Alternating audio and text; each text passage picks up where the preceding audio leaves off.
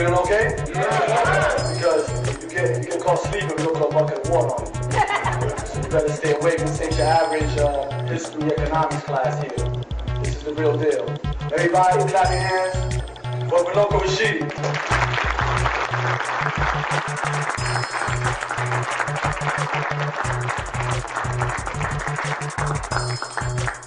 Good afternoon, brothers and sisters. Hotep.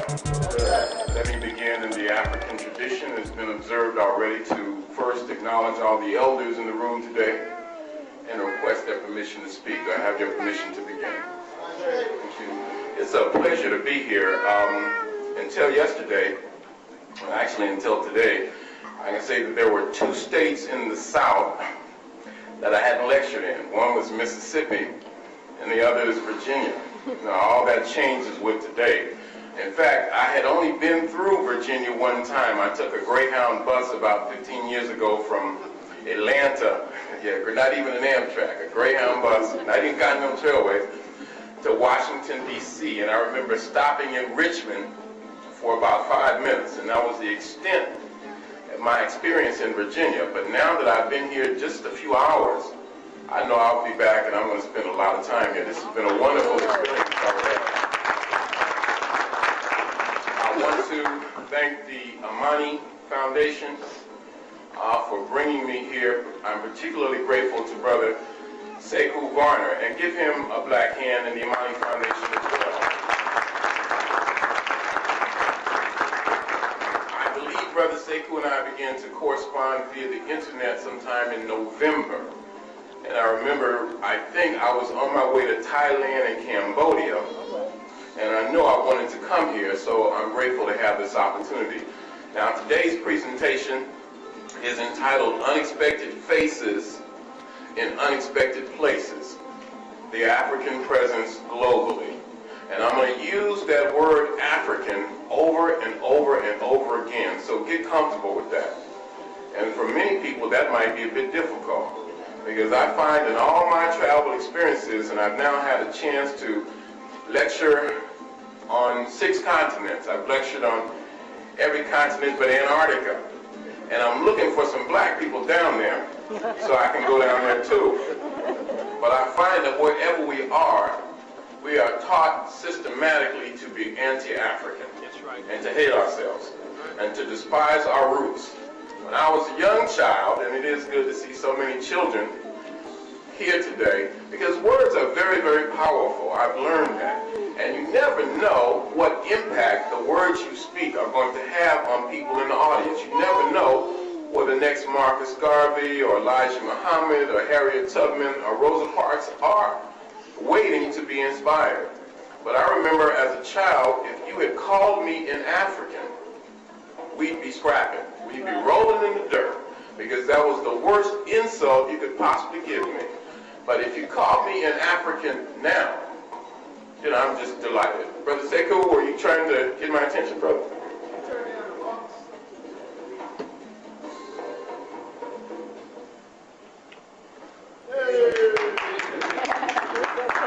Actually, it was sounding pretty good. I didn't even hear it there for a minute.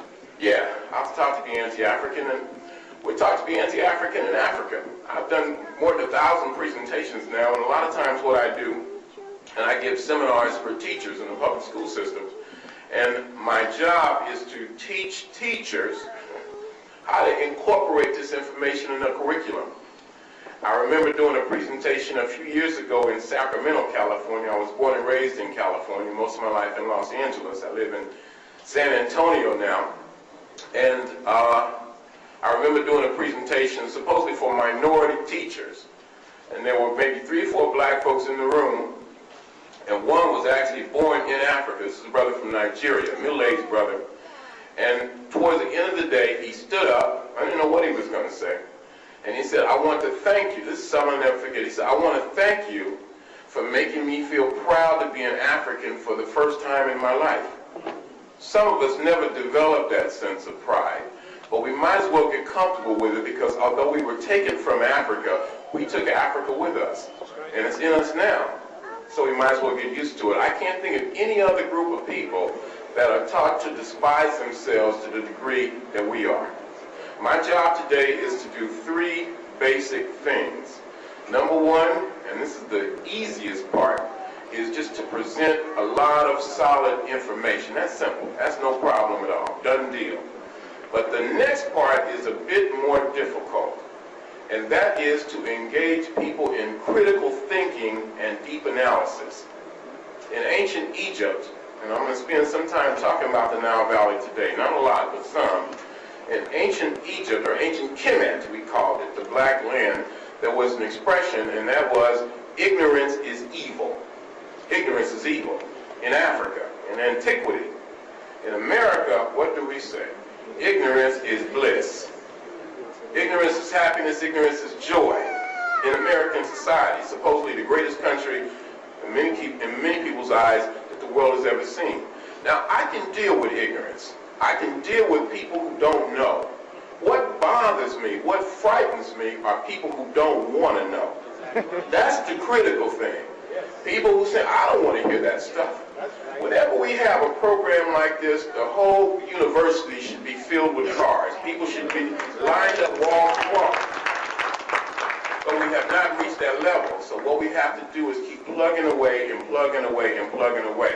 And when I say young brothers, like Brother Sekou Varner, it gives me so much pride and optimism toward the future. When I watch this brother get up here and handle himself with the knowledge and poise that he has, it just gives me a very good feeling, and I know our future is secure. So one more time, give it up for this brother right here. I said I want to do three things, and then we're going to start the slide presentation. One is to give you the information. Number two, to engage you in some deep thinking, some critical analysis. Just to review one more time some thoughts that we had, and maybe just look at it again. And thirdly, is to hopefully inspire you, so that when you leave this room today, you don't just leave here feeling good and uplifted, although that is important, but you leave here with a stronger sense of commitment to our community, to our families, to our people, to Africa. It's not enough just to feel good. We must translate that good feeling into concrete action. One of our greatest leaders, Dr. Kwame Nkrumah of Ghana, used to say that thought without practice is empty, and action without thought is blind. You must be a thinker, but you must also be a doer. And one without the other doesn't do us a whole lot of good. Now, I'm going to take you on a visual odyssey around the world. Strap yourself in, because we're going to visit many of the places that African people have been and African people are. There are about 1 billion African people scattered around this planet. 1 billion. Therefore, why should we see ourselves as minorities? We need to get rid of that. We need to begin to think on a far more international level. So I'm going to take you around the world. I'm going to show you where Africans have been and Africans are. You know that humanity began in Africa. We could turn to the first slide, my brother. Humanity began in Africa over 3.5 million years ago. Modern humanity, too, about 300,000 years ago. And a lot of those Africans began to leave the continent in small numbers for various reasons. We are migratory people. People move. I've even done presentations called History is the Movements of People. I've always been interested in where those Africans went and what happened to them. I would contend that there's only one race, and that's the human race, which originated on the African continent, which was black skin, woolly hair. You notice I point to my beard now. I can't hardly use this as an example anymore. And then we need to look at the role that African people have played in the development of classical civilizations. And when I talk about classical civilizations, I'm talking about urbanization. That is to say, people living in cities, towns, and villages, and writing systems or scripts, and agricultural science and the use of metal weapons and tools, whether they be in Africa itself, or in Asia, America, Europe, Australia, the islands of the Pacific. We want to examine all of that briefly. And then we want to look at, sadly, though it may make us, the enslavement process. You notice I said enslavement as opposed to slavery. Exactly. We are not a race of slaves. We are not descendants from slaves. We were a people who were captured, our ancestors were captured in Africa and enslaved and dispersed around the world. It is very important to look at that, but the problem is, all too often when we begin our assessment of the African presence in the world, we start with that. We start with the third phase. I went to California State University and UCLA in Southern California back in the 70s, and I remember the primary textbook that we used was From Slavery to Freedom. My history did not begin in slavery. Malcolm X was famous, our black shining prince, used to say, our history did not begin in slavery and it will not end in slavery. He also said, of all our studies, it is history that is most qualified to reward our research.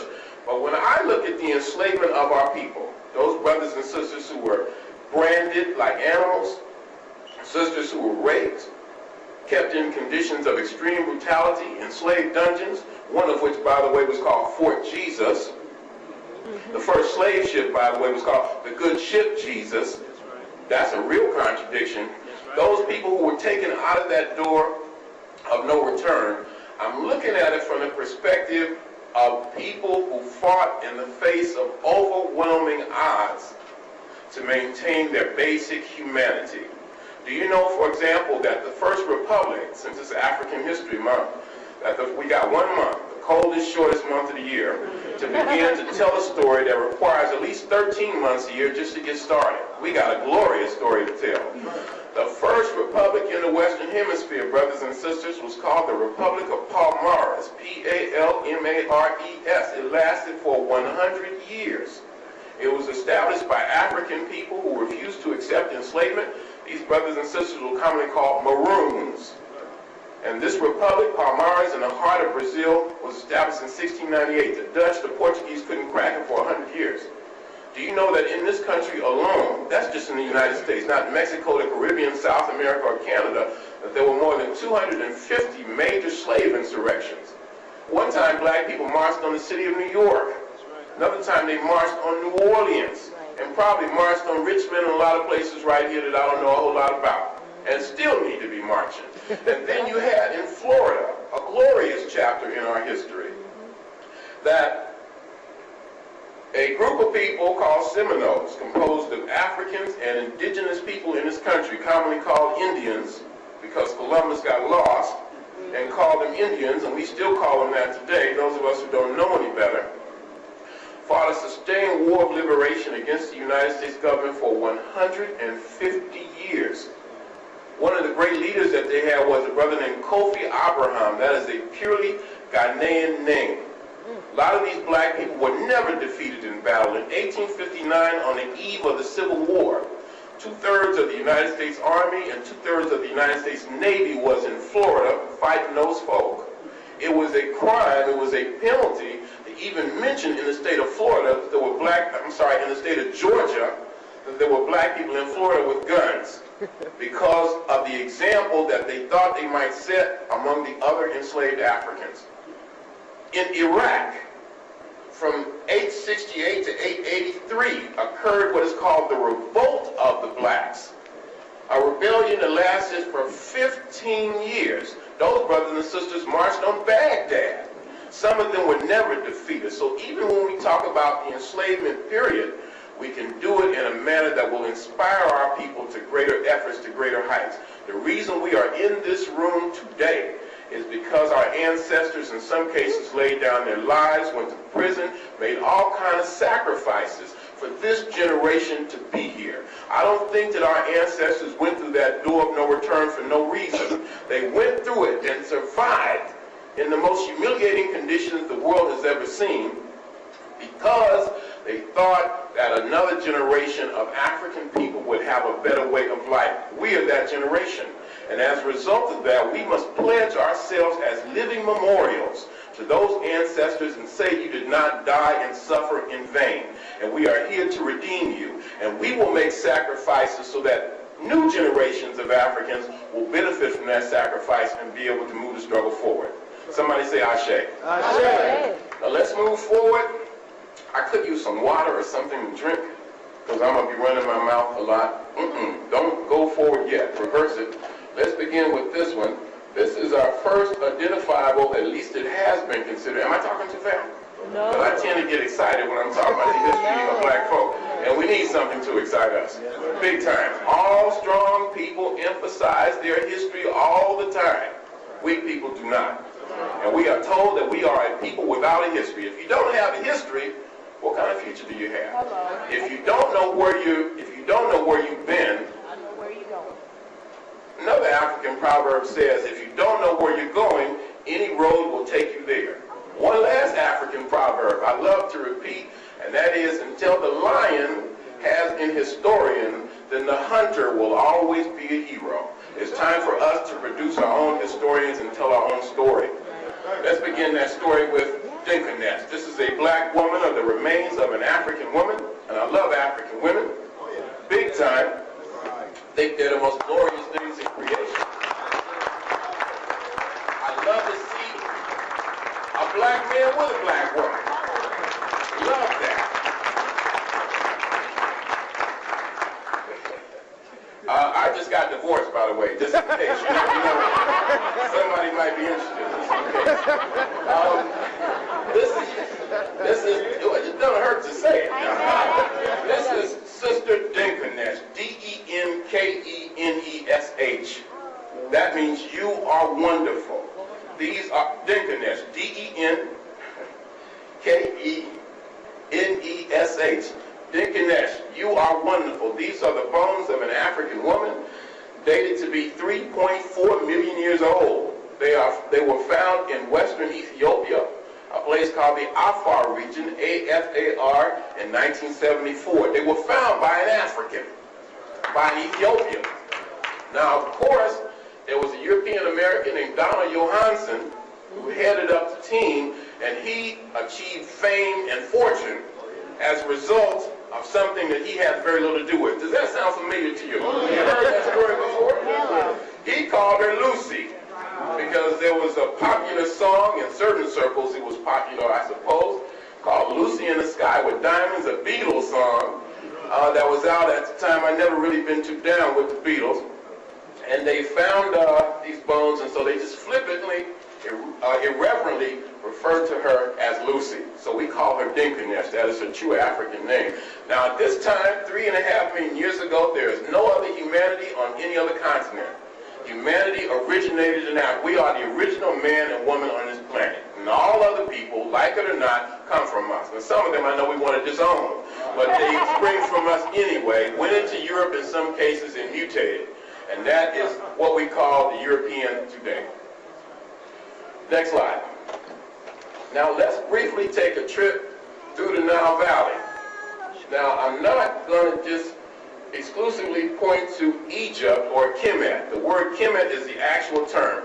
You have, and it has been described to me by some brothers from the Sudan, what might be called a Nile Valley pool. And from this pool flowed streams that went in different directions. Some of them are called Kemet, some are called Nubia, some are called Kush, some are called Tasseti. One was called Meroe. You had one called Wawat. You had an African kingdom called the Land of Yam. The Land of Yam. No, that's African. And all of them were mighty kingdoms. But the baddest one of all, where Africans got off the most, is called Kemet. And sometimes we refer to it as Egypt of the Pharaohs. It is the finest expression of civilization that the world has ever seen. It lasted so long, we don't even know the beginnings of it. Maybe 20,000 years ago, maybe longer than that. We can't give it a precise date. That's called the pre-dynastic period. But Egypt in its real glory, or Kemet in its real glory, is the dynastic period. A dynasty is simply a family of rulers, one member of the family succeeding the other for an extended period. And dynastic Kemet is composed of 30 such families, about 26 of which were African. You have a few foreign dynasties. In fact, if you go to Kemet today, if you go to Egypt today, I know many of us have been there. I've had a chance to go 5 times in the last 7 years. Can't get enough of it. You find that the people, most of them, don't look like black folks. And most of the black people, every now and then you see a brother or sister. But when I went there the first time, I felt like a stranger in a strange land until I got to the deep south, an area called Aswan, which is a part of Nubia. Egypt was invaded first by a group called the Hyksos, about 1720. The word Hyksos means the shepherd kings. Some people have translated that into rulers of foreign lands. These are foreigners, these are Asiatic folks, non-Africans who come into the country about 1800, 1700 BC. And they are in power for about 150 years. And the ancient Africans call this period the age of national humiliation. They said they were never allowed to happen again. And then about 700 years later, it did happen. In fact, 500 years later, a group called the Peoples of the Sea. And they were defeated by a brother named Merentah, and later by another brother named Ramses III. Some people think that if a biblical exodus took place, it happened during the reign of this brother named Merentah. And then, about 675, another ferocious group of non-Africans entered the country, and they were called the Assyrians. And then after the Assyrians, beginning in 525 BC, a group called the Persians, and they were there for 125 years. They did damage big time. A lot of the papyri that was taken out of Africa is in Iran today, because before Iran became known as Iran, it was called Persia. And then the Greeks, under a fellow named Alexander, came in about 332. Now the Greeks fell in love with Africa, much to our regret. A lot of white folks love Africa. I wish black people loved Africa like a lot of Europeans do. Got to kick them out of Africa. Now, the Greeks, led by Alexander, came in and established what was called the Ptolemaic dynasty. And it was in power for about 300 years. Alexander himself was so much enamored of Africa that he requested that he be buried in Africa. And many Egyptologists believe that he is buried somewhere in the north, in the city of Alexandria that bears his name. Now, isn't it interesting that Africa, the place that a lot of us associate with Tarzan and Jane and King Kong and natives with big froze and bones in their noses yelling ooga booga, that these Greeks desired it so much that they built the largest of their cities, Alexandria, in Africa, not Europe. That Alexander was buried in Africa, not Europe. Now, if it was up to me, and we have the time and the energy, we got a lot of projects we need to pursue, we'd go look for his body, dig it up, and send it back to Europe where it actually belongs. Now,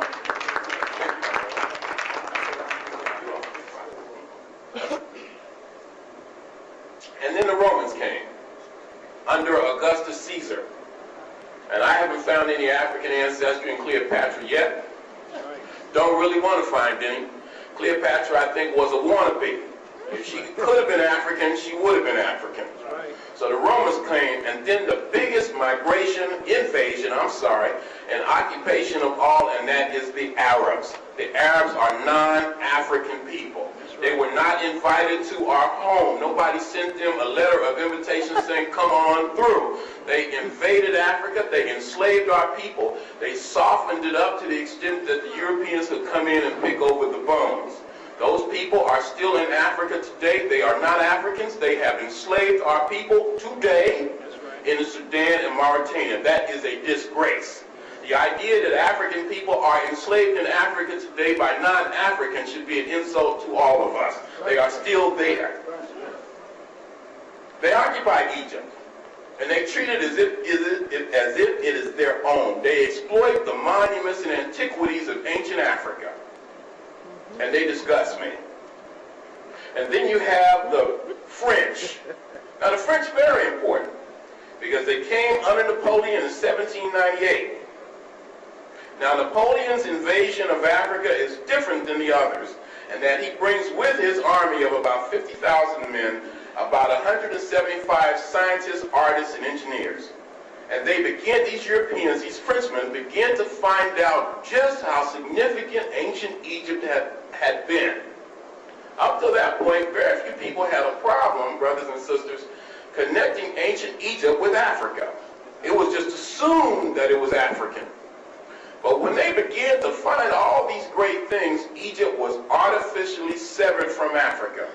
And we begin to hear about terms like the Middle East and the Near East, places you cannot find on a map or globe that exist in our imaginations. And why is that? Because 1798 was the height of the transatlantic slave trade, where African people are being removed by the millions to the Western Hemisphere to work and slave for non-African people. So they had to remove the greatness of Africa from the minds of our people and try to diminish that. And Europeans have done a marvelous job on that.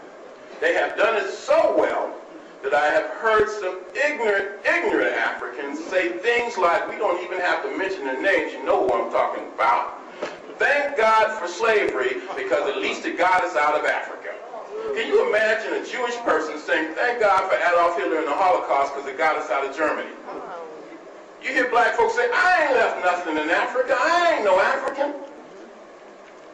As Kwame Ture, the late Stokely Carmichael, used to say, just because a cat has babies in an oven, you don't call the babies biscuits. Because you are born here does not determine your ethnicity and nationality. I'm so proud to be an African, I don't know what to do. I love Africa. I love African people. I love African women, and I love myself. I love the work that I do. I feel like the ancestors have blessed me with a mission and a purpose. And all of us, I think, should feel that way. We should feel like we have a divine mission and purpose in this life. And that is all connected to the liberation and uplift of our people. Brothers and sisters, you can blame other people for your victimization, but you must look to yourself for your rehabilitation.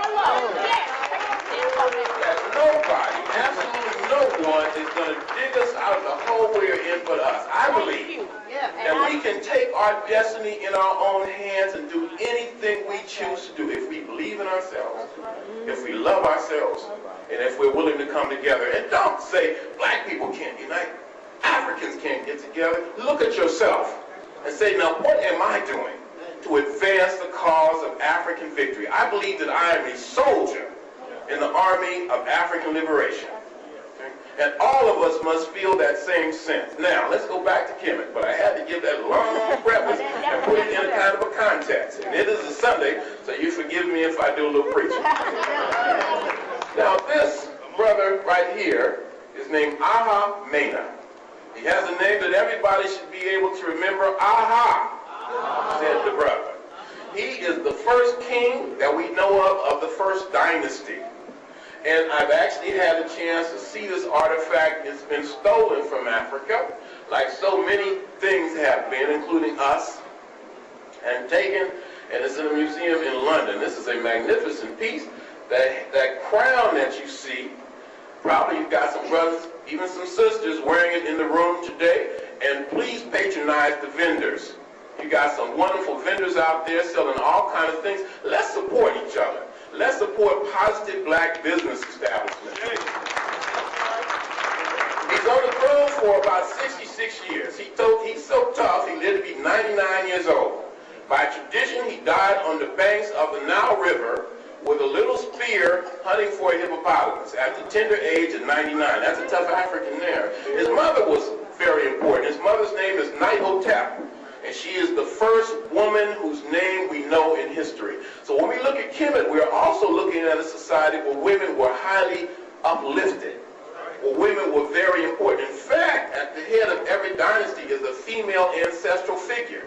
You have a matrilineal line of descent and a matrifocal social structure. That is to say that the emphasis was actually on the female. You have sisters who became pharaohs, women who became high priests, women who became astronomers, women who became physicians, women who became mathematicians, women who became philosophers. They didn't use the B word in ancient Egypt. You never heard of a case of a woman who was assaulted or a child who was abandoned. We had it going on in ancient Africa. And we need to celebrate that, not just in February, not just on Martin Luther King's birthday, but every day, every minute of our lives, we need to celebrate our history, our heritage, our culture. Let's go to the next one. And I'm going to just go through these on Kemet briefly. I could do a whole presentation, a series of presentations on the Nile Valley, but I know most of you are very knowledgeable, and I want to share with you some aspects of African folks in other places, and thus to name unexpected faces and unexpected places. This is the great I Am Hotep, or Imhotep. Y'all already recognize him. Why is he important? Because he is the world's first multiple genius. That's right. He's a poet. That's right. He gives us the expression, as it has been translated, eat, drink, and be merry, for tomorrow we die. Now, don't that sound like something my brother would say? He's so renowned as a physician that the Greeks are later to identify him with their own god of medicine, Aesculapius. He's the prime minister of the country. He's a high priest. He's an astronomer. He's an astrologer. He's an architect. He's so renowned in all these things that thousands of years after his death, people in Kemet would ask themselves the question, could there be another like Imhotep? Here we're talking about people who lived 4,000, 5,000, 6,000 years ago in some cases, but who did things that are so significant, we talk about them as though they're with us in the room today. And that is because they had that mission and purpose in their life. Now, what is your mission and purpose? What are you here for? When I'm on these college campuses, I always challenge my students with that. What is your purpose? Why are you here? What are you trying to accomplish? Are you at a college campus because you're trying to see how many sisters you can lay up with? Are you on a college campus because you're looking for a white girl? Your ancestors didn't die for that. We didn't go through the door of no return for a frivolous reason. We can control our destiny, and we can determine in many ways what our legacy will be. Now here we're talking about a man who lived 5,000 years ago, a very powerful African. What are they going to say about us when we're gone? That there lived a great African people who, in the words of Martin Luther King, I think he once said at the height of the Montgomery bus boycott, I think I can quote him exactly. He said, let future generations say, let the history books say that there lived a great people, a black people, who injected new dignity into the veins of civilization. Or will they say there lived a trifling group of black folks who didn't fulfill their historic mission? Let's see what Imhotep left us next. This building right here. In fact, if we could maybe just move the slide projector a bit so that it's right in the center. There we go. This monument, which is called the Step Pyramid, many of us have been there and seen it. People like Dr. Ben, like Asha Kwesi, like Asa Hilliard, like Charles Finch, like Jacob Carruthers, like Pat Newton, like many others, have taken us to Kemet and shown us the still visible splendors of our ancient ancestors. I've been to this monument about 8 times, and it's like a jewel in the sand. It's in a place called Saqqara, S-A-K-K-A-R-A. It's about 200 feet high. It's made of limestone, and it is the first large stone building. Not only is it the first pyramid, but it's the first large stone building in the world. African genius developed that. And I'm not talking about slaves now. I'm talking about free African people here. Wasn't no Hebrews around at this time, and certainly they didn't have anything to do with this right here. Next. Now these are the so-called true or classic pyramids, and there are about 100 of these. I had read every book I could get my hands on in Egypt before I finally went there in 1992. And I had even read that extraterrestrials had come down, had beamed down to Earth, and gone to Africa and built these monuments. Of course, we also hear that a mysterious group of white folks came from somewhere, drawn to Africa, and built it. It's as though the Africans couldn't do anything by themselves. And again, a lot of us do not even recognize that Egypt is in Africa. A lot of us never make that connection. I try to go as often as I can.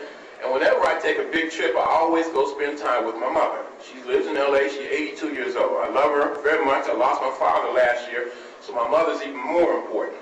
And I would say, Mom, I'm going to Egypt, I'm going to Egypt, I'm going to Egypt. She thinks when I take a trip, that the terrorists are going to get me, right? And you never know, at that age, you might not see her again. So I spend time with her. So the trickster in me decided to do something a little mischievous. Once I went, and just before I went, I says, Mom, you know, this time next week, I'm going to be in Africa. And she said, boy, I thought you told me you were going to Egypt. See, she didn't know Egypt was in Africa. And a lot of us are like that. Slaves didn't build this. There are about 100 of these. They have been called miracles in stone. You can see them from outer space. These are built by 3 generations of African kings. The one in the foreground, farthest away from me, it was built by a brother named Khufu. The Greeks called him Cheops. And then the one in the middle was built by a brother named Khafre. It looks larger, but that's because it's built on a hill. And then you have the one closest to me, and that's built by a man named Menkaure. 3 generations of African kings established these monuments, these miracles in stone, over a period of about 80 years. The one in the farthest away from me is the Great Pyramid. That's the only one I have not been inside. It's 486 feet high. It takes up 13 acres. It's composed of approximately 2.5 million granite blocks, the average weight of which is 5,000 pounds. Even today, it is impossible to slide a razor blade between them. The stone was quarried about 500 miles away and rafted on a barge up the Nile or down the Nile to the construction site. Slaves didn't do that. In fact, we have detailed knowledge of the builders. We even know things like what they ate, where they lived, how they were housed, the relationship that they had with their family. We know their nicknames. They had nicknames like BB and Mimi and DD. Sure enough, Africans. For sure. And they were building to glorify God. In ancient Kemet, we strove for excellence. So different from today. Most of us are so willing to accept good enough. It's okay. Mediocrity. It'll get by. It'll pass. In Kemet, we strove for perfection. And that's something we need to return to. That's another reason history is important, for the lessons we can derive from it. And of course, this was a whole city. Today it is called Giza. And all up and down here, these are all tombs. And of course, Haramakhet, or the Great Sphinx, is not far from there. Next. This is Khafre. This is one of the major pyramid builders. You'll notice a lot of these, the noses have been chiseled off. That was done deliberately. You know, you do have some that were, sometimes the nose was knocked off accidentally. If you're thousands of years old and you made a stone and you fall over, your nose is subject to get chipped. And then it has been argued that the Egyptians believed that the seed or essence of life was contained in the nose, and that if you were to knock off the nose of the person, you would destroy their solar essence. An Egyptologist will tell you that. But it's obvious that a lot of this was done deliberately by people who later invaded Egypt and tried to mutilate the facial features of our African ancestors. This is King Khafre. Next. This is Nephepet-Ra Mentuhotep II. And he is one of the most important figures in world history. He is one of the most important kings to me. In Kemet, he is on the throne for 51 years. He comes to us from the 11th dynasty. He is in the color of divinity. In ancient Egypt, black represented the color of God. Black represented divinity. We need to return to that and begin to glorify blackness. He's in the form of a mummy. He's in the form of Asar or Osiris, a prototype for Jesus the Christ. Next. This is, and I see many of my Rastafarian brothers here. This is a brother with some beautiful locks. This is my favorite pharaoh of all time. His name is Namare Amenhotep III. The root of the word is Amen or Amen. Now don't stop saying it, because you heard it came from Kemet. Amen, which means the invisible one or the unseen one or the hidden one, became what you might call the king of the gods of Kemet at a certain time. And this brother's name embodies that. This is one of the greatest men that history has ever seen. He was on the throne for 48 years. His daughter came after him. His daughter became the pharaoh of the black land of Egypt. He built 2 pyramids. He was responsible for the construction of the largest building the world has seen, certainly in ancient times. The Greeks called it the Great Labyrinth. This building was 800 by 1,000 feet. It had 3,000 individual rooms, 1,500 above the ground, 1,500 below the ground. It is said that the ceiling of each room above the ground was composed of a single slab of granite estimated to weigh 30 tons each. Herodotus, the Greek father of history, who couldn't get enough of Africa. In fact, when this fellow came to Egypt, and you can read it in his book, The Histories, probably in the library right here. He says, and now we shall speak of Egypt, because nowhere else in the world are there so many wonders and so many things of unspeakable greatness. He described the labyrinth, that's what he called it. And he said, I have seen this building with my own eyes, and yet it is beyond my ability to describe. He said that this one building must have cost more in labor and money than all of the walls and public works of the Greeks put together. Just this one building. And this is the brother who's responsible for that. Somebody say Ashe. Ashe. Next. This is the great and illustrious Amos Nefertari. Talk about a black woman in the color of God. This is bad little sister here. Stood about 5 feet tall, had thinning hair and buck teeth, I'm told, according to the mummy. And the people of Kemet loved her. They deified her as a goddess in her lifetime. That's the way an African woman should be treated. A special set of prayers were written for her that were in effect for 1,000 years after her death. She ruled jointly with her husband, Amos I, and she and her husband, Amos I, chased the Hyksos, the first invaders of Egypt, out of the country, so they became known as the liberators. And then she ruled jointly with her son, and then she achieved a godlike status in the reign of her son-in-law. It's a bad sister here. And this is from the British Museum. Remember, so many of these have been stolen and taken out of Africa. She has in her hand an ankh, the key of life, a symbol of male and female union. And this is a beautiful fashion statement she's making. Next. This is one of her descendants. This is Amenhotep III, also known as Amenhotep the Magnificent. Next. And this is his queen, the beautiful Queen Tiye, T-I-Y-E. They are the parents of 3 great African kings, a brother named Akhenaten, who is sometimes identified as the world's first monotheist, and then you have another son named Smenkhare, and then finally King Tut, or Tutankhamun, whose significance was that his tomb was so well concealed that it wasn't open, it wasn't ripped off until the 1920s, led by a fellow named Howard Carter. Now, you rarely, if ever, see this picture on the cover of a book on Kemet. You see King Tut, you see that image of Nefertiti that makes her look like a white woman, but you don't see this image, and yet this is one of the most powerful women that the world has ever seen. Tough sister, Queen Tiye. Looked like the sister you saw in Sunday school this morning. Next. This is Usamare Ramses II, better known to us as Ramses the Great. I'm just going quickly down the dynasties. Aha, Dynasty 1. Imhotep represented Dynasty 3. Khafre was from Dynasty 4. Then I believe I showed you that Pepet-Ra Mentuhotep II of Dynasty 11. Amenemhet III of Dynasty 12, which is the classical age in literature and art. And then Amos Nefertari, Queen Tiye, and Amenhotep III. I know I'm going fast, because I want to cover a lot. The content is what's more important in the detail. They were from Dynasty 18. And Ramses the Great, as he was known, is from Dynasty 19. This brother also lived to be about 99. He was on the throne for 66 years and 6 months. A great family man, big time, had between 150 and 300 children. Took care of every one of them. That's the most important thing. Anybody can produce a child. Everybody's not prepared to assume responsibility for a child. That is the test of true manhood to me. By being willing to accept your responsibilities. He was a great builder. He had a big ego. Sometimes if Ramses saw a temple or a statue or a monument that somebody else had built, and he took a liking for it, he'd knock the other fellow's name off and put his name on there. He glorified the name Ramses to the point that 200 years after his death, the name Ramses was synonymous with kingship.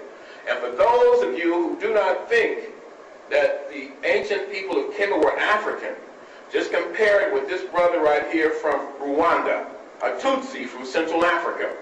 In September, actually October, I was a scholar in resident at the University of Central Arkansas, a place called Conway. And I was hosted by a group called Umoja wa Africa. They represented 32 countries in Africa. French-speaking Africa, English-speaking Africa, Portuguese Africa, Spanish Africa. And they hosted me for a week, and I did a series of presentations. Now, the head of the organization was a brother named Jean-Claude from Rwanda. His father was a diplomat. At the age of 23, Jean-Claude speaks 6 languages. He's already lived in 12 different countries. But he told me, he said, Brother Runoko, it's not unusual for some of the students on this campus to seriously ask me if I have a tail between my legs. Another sister in the organization was from Niger in Western Africa. Her father was the former president of Niger. She says, Runoko, students have asked me and brought me to tears by asking me Do you all still live in the trees? People are just that ignorant of Africa.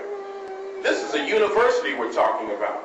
When I come back from Africa, sometimes people say things like, do they have cars in Africa? Do they have telephones in Africa? Do they still swing through the trees in Africa? And I'm talking about well-meaning people who don't know. But Brother John Claude said, Runoko, sometimes I prefer for them to ask me a question that we might perceive as stupid or insulting, rather than think those things and not raise the issue. We got a lot of education work to do. This is the great Ramses. Next. And this is Taharka. Taharka is mentioned in the Bible 3 times. He sent an army to Jerusalem to save his Jewish allies. When he was a prince, he led an army all the way to Spain from Eastern Africa. He's in the book of Kings, I think 2nd book of Kings, and Isaiah. He is a great warrior king. And Dr. John Henry Clark called his reign our last great walk in the sun. This is from the 25th dynasty. That's about 650 BC. Next. This is Hannibal Barca, the great and illustrious warrior king from North Africa, the country called Carthage or Carthadas, which means a new town. Hannibal, and he comes from a family called the Barca, B-A-R-C-A family, and it has been argued that they were actually founders of the Spanish city of Barcelona.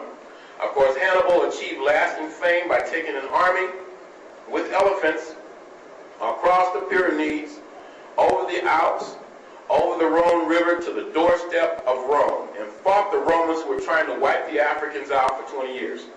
This is the great Hannibal Barca. This is Hannibal depicted on a coin. Next. This is Sultan, focus it please, Mansa Musa, a great Muslim king who led a pilgrimage, a Hajj to Mecca. He is Sultan of the Mali Empire. Of course, in West Africa, even after the fall of the great Nile Valley kingdoms, you have Ghana, you have Mali, you have Songhai, the heart of which was Timbuktu. Next. This is a beautiful piece from West Africa, from Nigeria. Brother Danny, I think, said his queen was from Nigeria, so this one is for you, sister. This is a beautiful piece made of bronze from Nigeria. Next. Now, these are some photographs that are new, and I couldn't resist showing them. These aren't unexpected faces, but I love images of African children. And I was finally able, after years of work, to accumulate enough photographs to do a presentation on images of African children globally. Let me share a few of those with you. This is a beautiful young child from Uganda in Central Africa, where the people of Kemet actually came from. I love that piece right there. Real pretty. Look at those eyes, and think about it when we get to Asia and that sandy-colored hair. Next. Ooh. From Kenya, these are from a community called the Pokot, P-O-K-O-T. Kenya. Next. From Mali. I love that hairstyle over there. Aren't they, darling? Next. From Niger. That's solid gold they're wearing on their ears. I know y'all would like to have those. Next. And also from Niger. And what can you say? Love our children. That is our future. Next. From South Africa. These people are called the San, S-A-N. They are known sometimes by the pejorative term Bushmen. Look at the hairstyles that you're starting to see a lot of brothers and sisters wear today. We were taken from Africa, but we took Africa with us. And it comes out in all kinds of ways. The clothes we wear, the bright colors sometimes. The gold sometimes we like to display, like the Ashanti in Ghana. The hairstyles. Our concept of time. Coming late all the time. What sometimes we refer to as CP time. Now, I used to be critical of that because I know we didn't build those pyramids because people came when they felt like it. But I also, after having been in Aboriginal Australia with black people over there, and they had what they call Abo time. And then being in India, among the black untouchables, they come late to a lot of things. Being around brothers and sisters from the Sudan, they have a concept called it's about time. We have a different concept of time. You know, Dr. Wade Nobles, one of our greatest scholars, used to say, and still says, that the essence of power is the ability to define someone's reality and make them live according to that definition. That's right. And that's what has happened to us. We are like a Frankenstein monster. We've been operated on, and then white folks can just go away and push the buttons, because our mind has been so distorted and operated on that sometimes we become our own worst enemy, and we don't understand ourselves. That's a part of someone else defining our reality, and we living according to their definition and not our own. Our concepts and standards of what is beautiful, what is desirable, most of that is based on somebody else's perception. Exactly. Let's go to the next one. And I think this is the last one of children in Africa. This is a nice one too. This is from Ethiopia. And this is important. Thank you, Brother Danny. Appreciate that. And thank you for the introduction, my brother. Also, how about another big round of applause for our poet? Okay? I was a wonderful poet. We are such a talented people. We're very special people. This is the base of the Nile River. This is Lake Tana. The Nile River is the world's longest river, the world's mightiest river. It's 4,191 miles long. It's composed of the Blue Nile, the White Nile, and the Adbar River, and it flows north and empties out into the Mediterranean Sea. Next. Now, this is a Nuba from southern Sudan. These people are fighting Arab enslavement today. You have one group called the Nuba, another group called the Dinka, the Nuer, and there's one and two other groups. And I met with about 40 of them in Kansas City in September. And they got up and talked about how the Arabs were enslaving them in Mauritania and Sudan, burning their villages, killing the men, raping the women, and taking the children into slavery, most of them through Libya, and then on to the Arab countries. And then he asked me, looking at me right in the eye, he says, Brother Runoko, where are our African-American brothers and sisters? Why have you all abandoned us? He said, white folks help us all the time, but we need help from our African brothers and sisters. Where are you? And I just had to hold my head down in shame and say, brother, it's just because we don't know what's going on over there.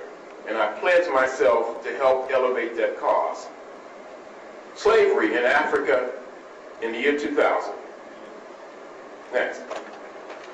Now let's go around the world. This is the major reason I was brought here, to show you some unexpected faces and unexpected places. And I've established something of a reputation for myself for dealing with the African presence in Asia. In fact, I'm beginning to wonder if there are more Africans in Asia than are in Europe.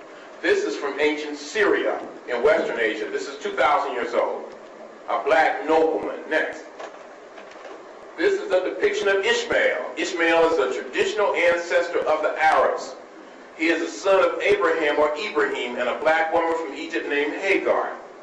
He and his father supposedly helped establish the Kaaba sanctuary at Mecca. Muhammad, the Prophet Muhammad's grandfather, a man named Al-Muttalib, is supposed to have fathered 10 sons or 10 lords, each of whom was as black as the night and magnificent. One of them was Abdallah, the father of the Prophet Muhammad. In the earliest days of Islam, when things were hot in Mecca, Muhammad was advised to send his closest companions to Africa, across the Red Sea to Ethiopia. He was told, if you look to Ethiopia, there you will find a land of righteousness ruled by a king under whom no man is persecuted. It is a land where God will bring you rest from all of your afflictions. And the earliest Muslims went there.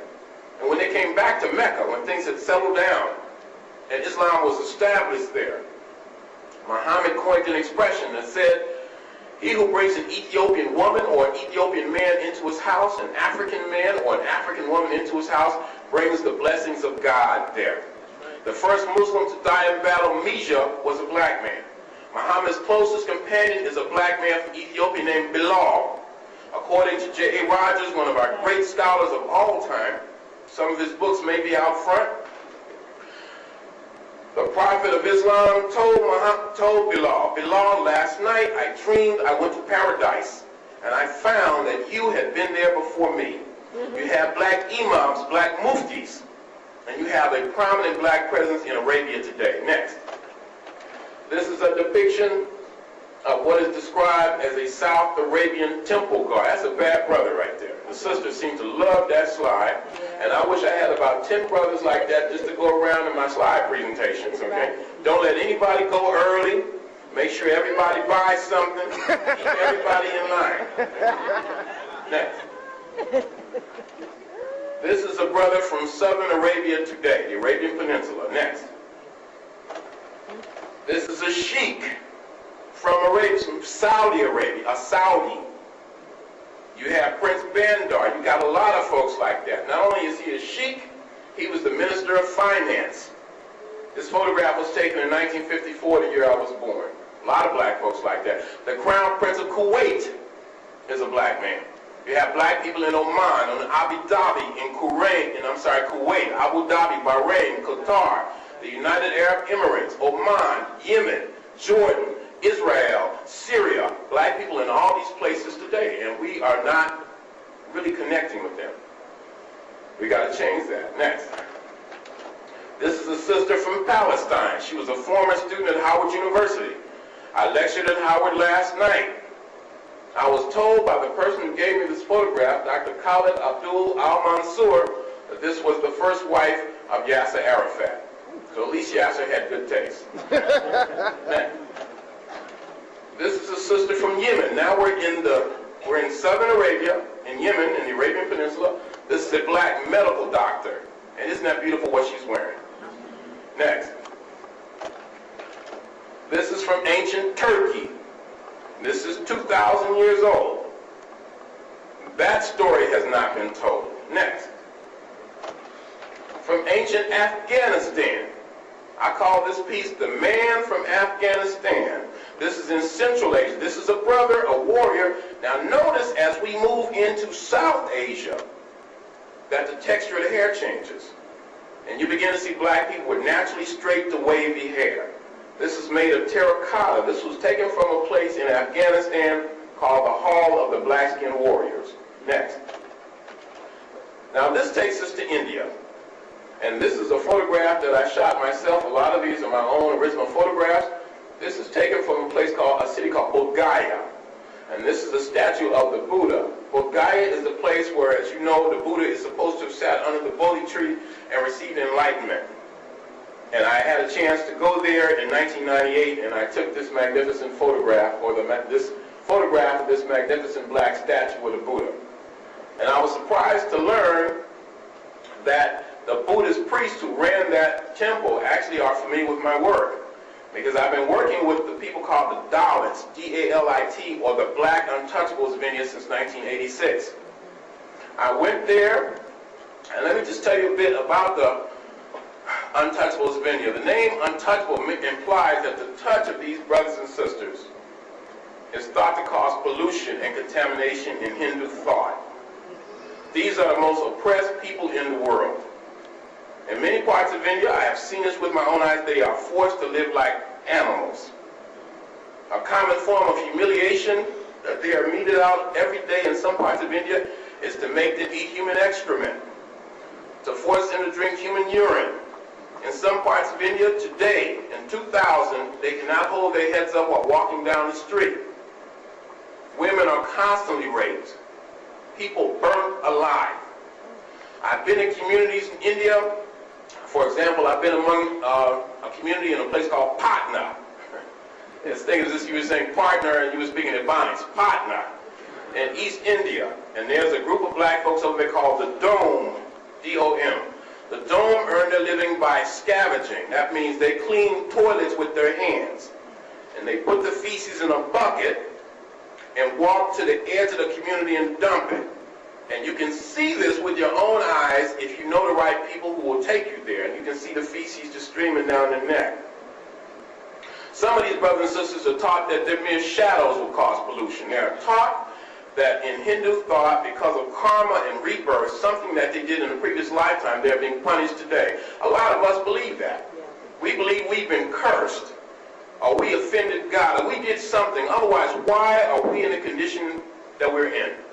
These are questions that we're grappling with, and these brothers and sisters really suffer. And I love them. Spend a lot of time with them. Let me show you a few images of them. Next.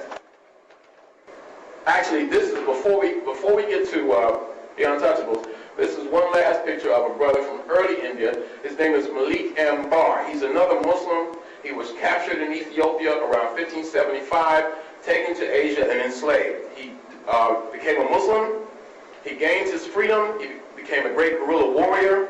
He built the post office. He built the mosque. He put poets and scholars and historians on pension. Love him for that. And all of his monuments he made of black stone. He became known as the Admiral of the Indian Ocean. And he was from the West Indian state of Gujarat. Next. Now these are some of the Dalits and untouchables today. Black people with African features straight to wavy hair. I've had 3 tours to India, 3 educational tours. On one occasion I went over there for 21 days by myself. Had all kinds of adventures. And this is a young black woman from South India. Now you don't see any of these people on television, do you? Next. This is a tribal woman. She's from a group called the Banda, B-O-N-D-A, from East India, in a state called Orissa. Now, she looks like she could be Maasai from Kenya. Next. This is how they worship God. They worship God in the form of a black female. Now, that's deep. And as a secure African man, I have no problem with that. That's right. A black woman is God to them. What's wrong with that concept? Nothing. I know I'm in Virginia, but what's wrong with that? Next. In the Bible Belt. This is a brother named Satya Sai Baba. He's from the deep south of India. He's regarded as a miracle worker. That's right. Next. Now, I went to India for the second time in 1998, and I was in the deep south, in a city called Trivandrum, in a state called Kerala. And I was honored by a group called the Kerala Dalit Panthers, named themselves after the Black Panther Party. And they had me march in a rally down the middle of the street, blocking traffic. Naturally, they put me in front, holding this flag, and we all shouting, "Black is proud, black is strong. We salute the blacks alone." That's what they were saying. And then that evening, myself and this brother right here, who has the interesting name of Ambu Jackson. Now, that's the name for a brother in South India, Ambu Jackson. And Brother Ambu and I became real tight. Ambu likes to talk. I'm told sometimes he'll speak for 5-6 hours at a time. So we spoke that night, and I was fortunate to be able to speak first. And I'm told he went on to well into the morning hours. And I was asked to address the lecture I did, or the presentation was, "We are one African people." And it must have been 5,000 people here. A hot night in a city called Trivandrum of 1 million people, where the Dalits have been so dispossessed, they don't own a single business establishment. And the Kerala Dalit Panthers are trying to organize them. So every time I would get up and speak, and I would say something like, "The black people in India, and the black people in America, and the black people in Africa, and the black people in South America are one people," the audience would just go ballistic.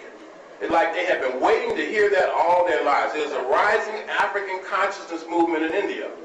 Now, before I went over there, I got a call from London the day before I left, from my publisher of a book called African Classical Civilizations. Are y'all still with me? Yeah. And my publisher, who I hadn't talked to in 2 years, don't even know how he got my phone number. That's how close our relationship is. He called and says, "Runoko, what's going on?" I said, "I'm all right. What's up with you?" And we chatted for a minute or two, and I said, "Man, I gotta go. I'm going to India." He says, "Yeah, I know." And I said, "How do you know that?" He says, "Because I was having a meeting with a spiritual person, and all at once that person shouted the name Rashidi. And do you know somebody named Rashidi?" And he says, "Yeah, I know somebody named Runoko Rashidi." And the spiritual person said, "Well, call him right away and tell him he is in grave danger." Now, that's not what you want to hear when you get ready to go halfway around the world by yourself. You don't want to hear it anytime. So I got all these ankhs. I had a statue of Osiris. I had a statue of the Buddha in one pocket, Osiris, and all these ankhs. I told a friend of mine that. He says, "Runoko, later for that, what you need is a knife." I wouldn't take a knife to India. So I had all these ankhs, and people kept looking at me, and they said, "Are you a Christian?" And I said, "No, why would you ask me that?" Because you have all those crosses on. And I said, oh, this isn't a cross, meaning no disrespect, because I respect everybody's religion. That should not be something that we allow to divide us, not religion. We shouldn't allow language to divide us. None of those things that have been imposed upon us by other people. So I said, this is an ankh, and I explained what it was. It's an ancient African symbol of representing male and female union, the key of life.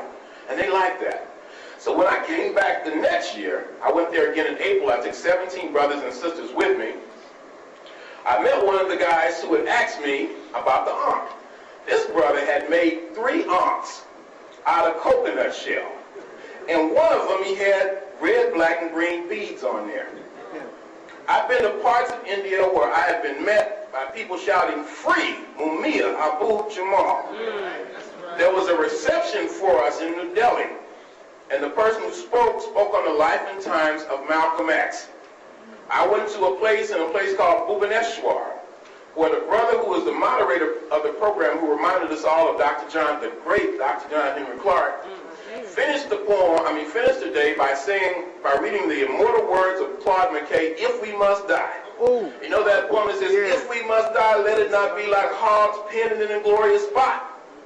That is the level of African consciousness in India. So when I came back to Trivandrum, the police would not let me speak.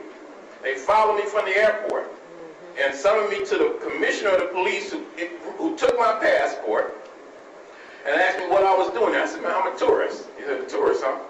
He said, "Well, who invited you here?" I said, "The Dollar Panthers." "Dollar Panthers?" And he said, "Well, what are they going to do?" I said, "Well, they organized the rally." Well, I'm supposed to be the keynote speaker. The Dollar Panthers told me they were going to have 10,000 people there that night from all over that state. Police said, "No way." Our enemies are definitely afraid of Africans uniting on an international basis because that's the end of white supremacy. They understand that. Let's go to the next. Let me show you a few more on India. Next. Now, this is in that same city. This is what a lot of people look like. Now, that's me on the end, if you haven't guessed. Look at this sister.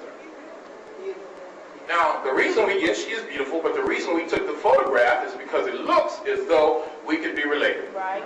Next. I also had a chance to go into the rainforests of South India and visit what are called Adivasis, A-D-I-V-A-S-I-S. And these are tribal people. They represent the original people of India. These are little bitty people. They live all over the country, but this particular group lives in the rainforest of South India. Now, we drove and drove and drove. I had to get a driver, a translator, a guide, and 1 or 2 other people just to take me there. And we drove all day. I'm paying for all this now. I'm not complaining, but I'm paying for it. We drove all day over hill and dale, over stream and creek, up mountains, down hills. And finally I said, "You know, how much further is this?" And they said, "About a half hour. An hour would pass." "Well, how much further?" "About another hour. 2 hours would pass." "Well, when are we going to get there?" "Oh, about another hour." So finally I said, "Look, I've had it." And they just ignored me and just kept right on driving. I didn't want to get stuck there.